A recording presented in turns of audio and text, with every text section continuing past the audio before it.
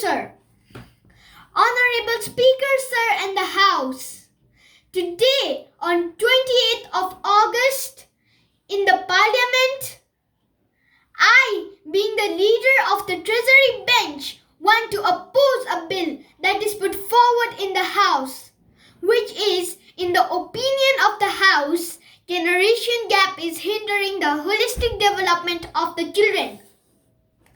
I request Honorable Speaker, sir, to permit me to move the motion as a leader of opposition to prevent the bill from becoming an act.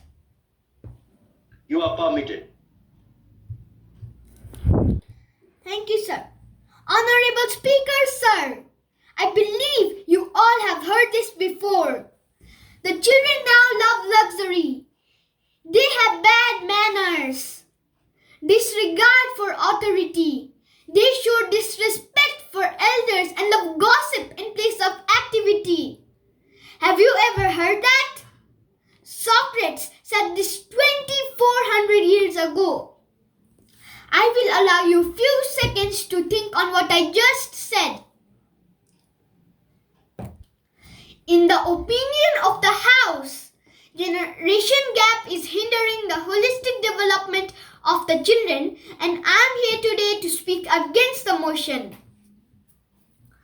All generations have similar values. It's just that they just express them differently. Honorable Speaker, sir, what we call a generation gap is actually a result of an interaction gap, a communication gap. Wikipedia defines a generation gap is a difference in opinion between one generation and another regarding beliefs, politics, or values. However, I would like to emphasize a difference in opinion could exist within a generation, not to mention between generations. Everyone has their own opinion, but only because there is a difference in opinion between one generation and another regarding certain ways of life doesn't mean one is wrong and another is right. Honorable Speaker, sir, a holistic development of a children addresses 5 major key aspects: physical, socio-emotional, mental, intellectual, and spiritual aspects. A difference in opinion created by the gap actually increases all these aspects of a child's overall development. A study titled Grandparents Contribute to Children's Well-Being, conducted in more than 1,500 children in UK by the Oxford University, emphasized the importance of generation gap in the child's overall development. As said, first we are the children to our parents, then parents to our children, then parents to our parents, then children to our children. There is no doubt that our generation is growing up too fast.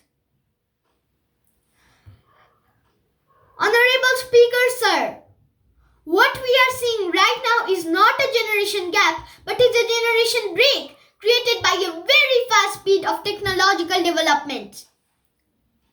This doesn't mean that we can forget the older ways of life.